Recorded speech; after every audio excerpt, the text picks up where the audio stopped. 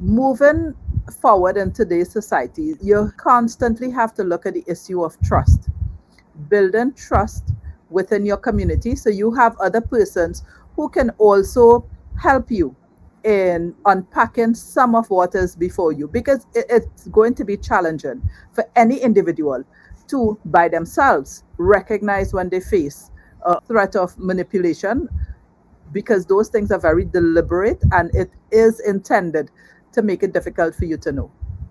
Welcome to the Align to Success Limited podcast. I'm your host today, Amoy Van Lowe, founder and CEO of Align to Success Limited.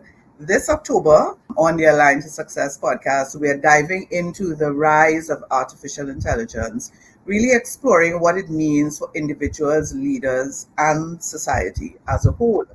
And today we're exploring one of the most important dimensions of this conversation, which is ethics and responsibility in the age of AI.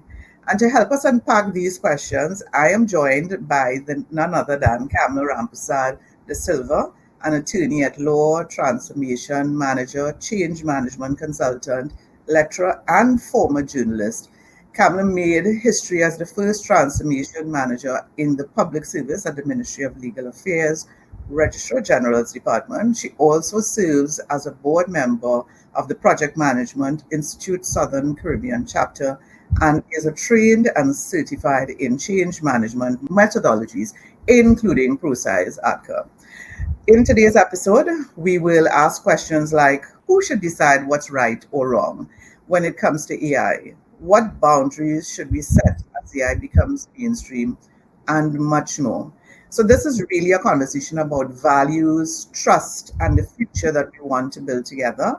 And I now want to bring Kamla on. Kamla, welcome to the podcast. I am absolutely so happy that you're here with us today, and our audience is looking forward to our conversation and our exchange on this massive topic of AI. So welcome. Do you want to share anything, or can you kindly share something that I may not have mentioned?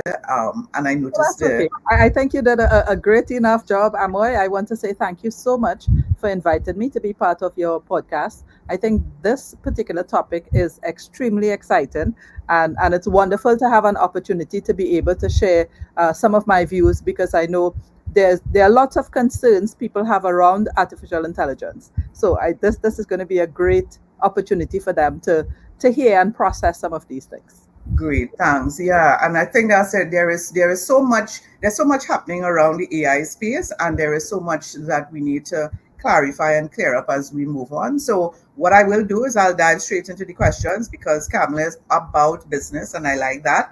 So Kamla, could you or who do you think should decide what is right and what is wrong when it comes to AI?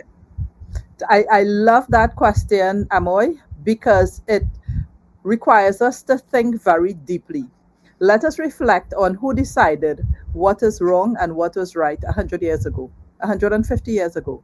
And let us understand how society changes and things evolve.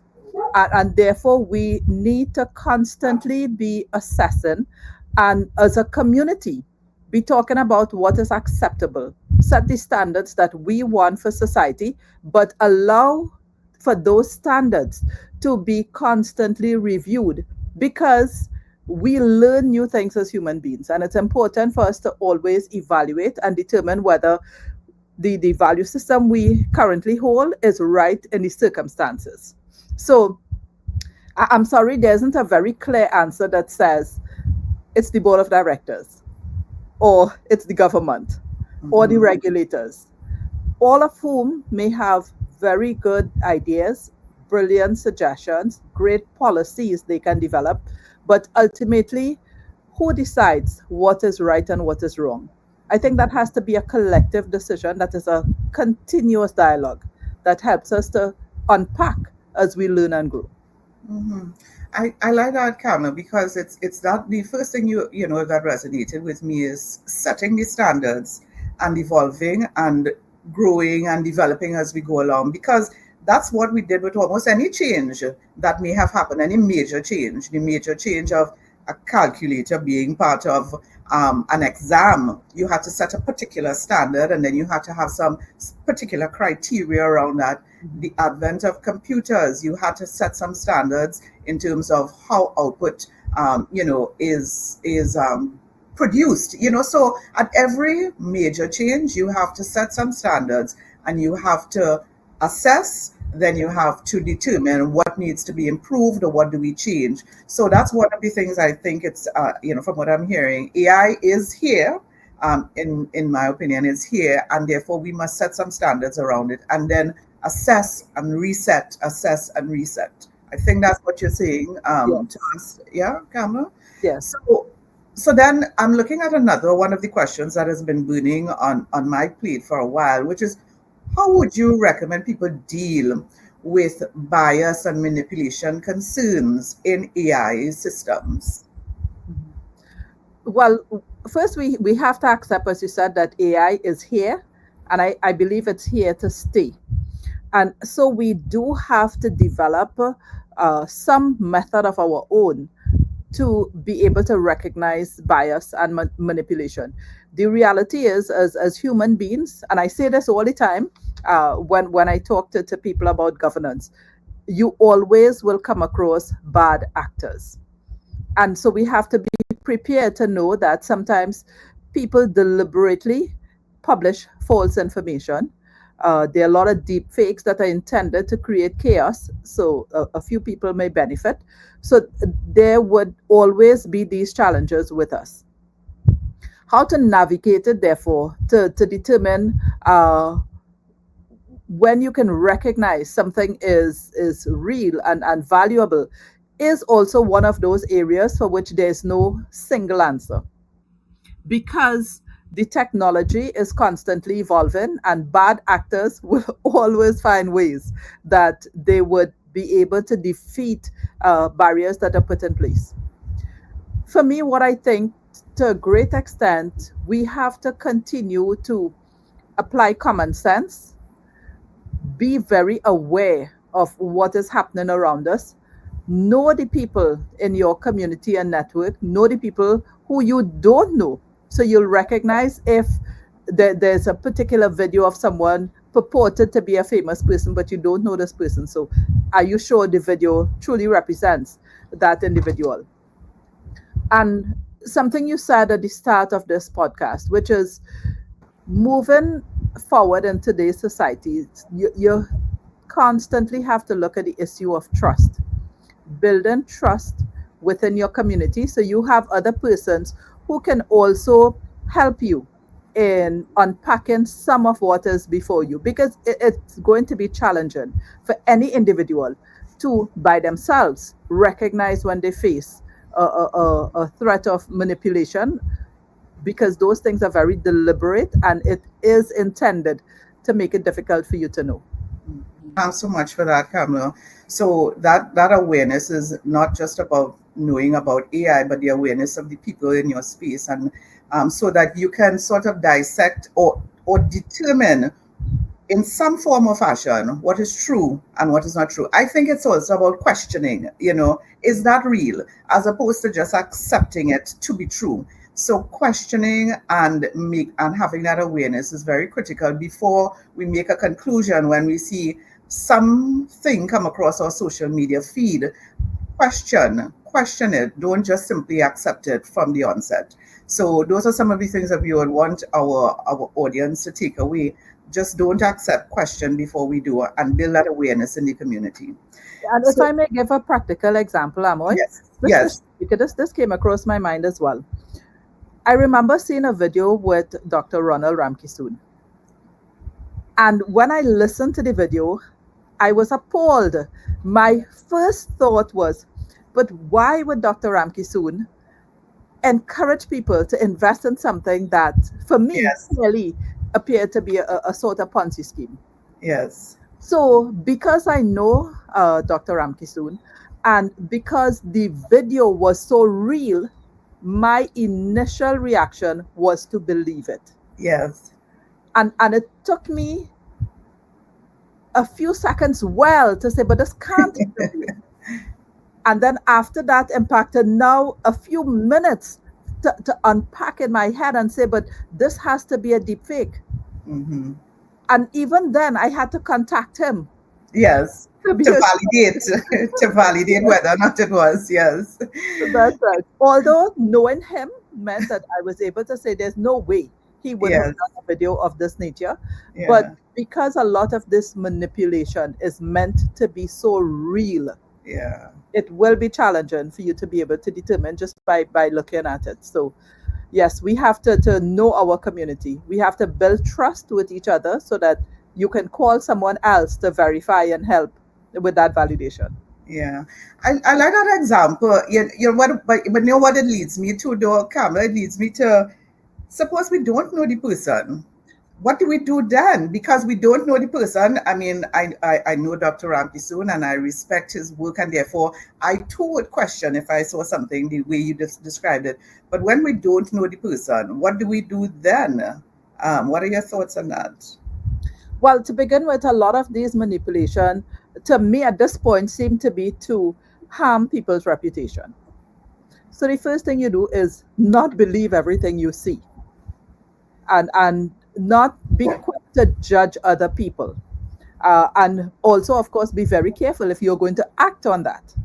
Yes. So for me, that's what I see at the moment, because a lot of these videos either are encouraging you to invest in these kinds of Ponzi schemes. I've seen a few which I know are now fake, Yes. featuring Destra Garcia and a few other Yes. persons. And I don't Yes. ever click on them, so I have no idea what the message is. But it's meant to titillate, it tells you something that kind of draws you in because you want to know why. What did this person do? Yeah. So you have to be very aware and resist that kind of temptation. That would be my thought. Yeah, great. Thanks so much for that. So I think the message is just probably almost the same for whether you know the person or you don't know the person. You question, and if the message is all about trying to tarnish the person's reputation, you question even more. Thanks so much for that, Kamla. Let's move to one of our another interesting questions, and that is, do you think AI is enhancing human creativity or slowly replacing it? But I believe in human creativity a great deal. So no, I don't believe at all that it would replace it. Certainly it can enhance. It allows us to work so much faster, to be able to pull together information, much of which is very good quality information. So, to a great extent, I think artificial intelligence will enhance. But we, as human beings, must know we need to constantly invest in ourselves. We have to invest in our own learning. We have to trust our creativity as well. And you would always find that a human being will be able to add value and outthink. I feel the same way, Kamla. I am of the same opinion where that is concerned. I think it will only enhance the creativity or even efficiency and speed, as you talked about.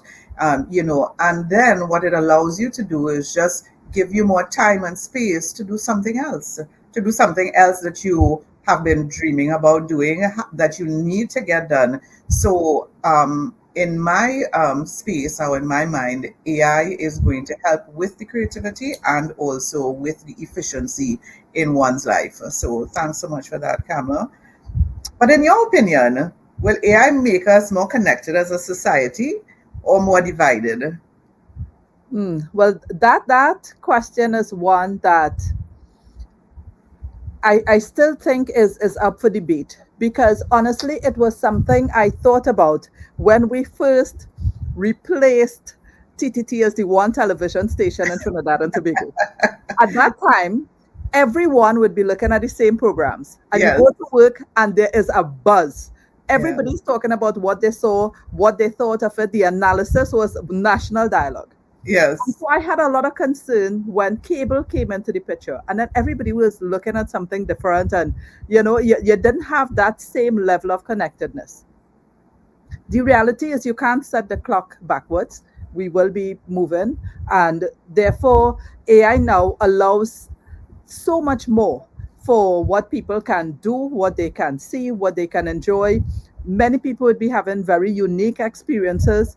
And so it may very well continue to separate us in some ways. It will, but I feel that it may separate us, and thanks for that. I too agree that I think it will separate us, but like some things it will separate us, but then at some point in time it will bring us back together, you know. So as you say, it's we wait and we see what happens. As so today is the 24th of of September, so we look forward to seeing what happens in 1 month's time or in 1 year's time as it relates to AI, because every single day AI changes something about our daily lives. So let's look on and let's remember this conversation, Kamla, and let's see what we say in probably in 6 months to a year's time. Let's see how that I, conversation changes. I can tell you what I look forward to most, though. Tell I'm me. sure it's going to be funny for you, but so I'll show my age when I talk about this. Years ago, there was a television series called Time Tracks. Okay. In Time Tracks, it was this the hero was a guy named Darian Lambert. Uh-huh. He came from the future, somewhere around 30 something. I don't recall the exact year now. Yes. It was far advanced into the future. And he traveled back to the past in order to be able to hunt down some criminals who came from the future. Right. And so what he came with was something that looked like a credit card. But what it had was a powerful machine that contained a virtual assistant who could appear as a hologram, whose Right. features was that of his mother who had passed away, whose Right. voice and intonation, so that she can counsel and support. And it was such a brilliant thing. And I never thought we will see the day. But today, as we look at the speed that AI is Yes. developing and the things that are possible, I can see us having that hologram, which is our virtual assistant, that would be contained in something as small as a credit card that we'd be able to walk around with. I look forward to having my own virtual assistant like that. No, it's funny, but it's actually absolutely true. I also think those things exist. We probably just don't have it just yet. So I look forward to that as well. Just walking around with a personal assistant. It's like having Siri live, in person. So, Kamala, this we may have touched on it already, but I just want to come back to it because it's so critical, which is what boundaries should society set as people and companies integrate AI into their daily lives? Now, that's a tough one simply because AI is evolving so quickly that Yeah. we don't yet know what is possible. And so I think when you mention the importance of trust, Yes. the importance of having a society with the level of norms that we all feel comfortable with, that requires constant national dialogue. And we have to understand how great this challenge is. And possibly the best example I can use for this was the whole the facade that was created by FTX with Sam Bankman Fried. Mm-hmm. Mm-hmm. He was able to fool some of the brightest and best in the world because they all believed that he had this very unique solution. And why they believed it is because so many things have been innovated that we don't know. And we know we don't know. And we don't quite understand how to unpack it. And therefore, you have to invest in a certain amount of trust. And so many people trusted him when he said that he could deliver what he planned to deliver. And to me, it's a good example of how not to take for granted the fact that because someone else said that this is real, that it is real. Mm-hmm. So coming back to your point about constantly questioning, Mm-hmm. constantly evaluating, and and really having true, meaningful dialogue. across the board, ensuring that with your family, your community, that there is a standard that is set for everyone, that we would say, as a society, this is what is acceptable to us. And there are certain things that are absolutely not acceptable, and ensure that there are consequences. So I'm very happy that that went through a legal process, and Mm-hmm. that he has now been incarcerated, because we need to let people know that that level of disruption of society for personal gain, where so many other people lose, is just not acceptable. Mm-hmm. Thanks very much for that, Kamla. Thank you. And just probably one of my last questions is, can we really stop AI from becoming mainstream? No, no, no. More so because, of course, AI has already reached the point where it's writing its own algorithm. So I'm not sure if you would have heard of the example where this group of coders, whoever the name will be, for persons who are generating these AI systems, they attempted to shut down one of the AI systems, and their experience in writing the code that would cause the AI to shut itself down was that the AI overwrote what they did to prevent its shutdown. And Mm-hmm. further, that AI even went on to craft emails to send to members of that team to blackmail them, to that they will reveal certain kinds of information if they persist in trying to shut down the AI. Mm-hmm. Now, Mm-hmm. that's scary in many ways, but it tells you the extent to which this has already developed, that's going to make it impossible to put the genie back in the bottle. But just that example, as you've described it, is scary, Yeah. and that presents a level of fear for a lot of people, both individuals and companies. So, I mean, over the course of the next few months and years, we will continue to dialogue on this, because we will have to determine how do we address or mitigate against something like that. Because if you have a program rewriting and blocking somebody from doing something that potentially might be in the best interest of a human, then how do you treat with that? And I know we may not cover it on this particular podcast, but I do know that that's a real challenge and a conversation that needs to be had, because people are not going to lean in to the thought of AI if they feel this fear, and if you have examples such as the one that you just raised, So the conversation on AI will continue. Kamla, is there anything else that you would like to share with our audience on AI? Any personal tips or thoughts before we wrap up? Yes, yes. I would actually like to say something, which is sort of like the progress of the technology on the whole. Many of us who sit as directors on boards or hold very senior management positions, we have a lot of decision making to do. But the world has changed so much that a lot of our experience is no longer relevant. It's something that I rail against all the time. I complain constantly to my children that this world is unfair to people my age, because where I am supposed to know everything and tell them what to do, I have to instead swallow my pride, humble myself, and constantly be asking for their advice and Yes. their guidance on how to do things. And this is something that we need to accept as the new way of life.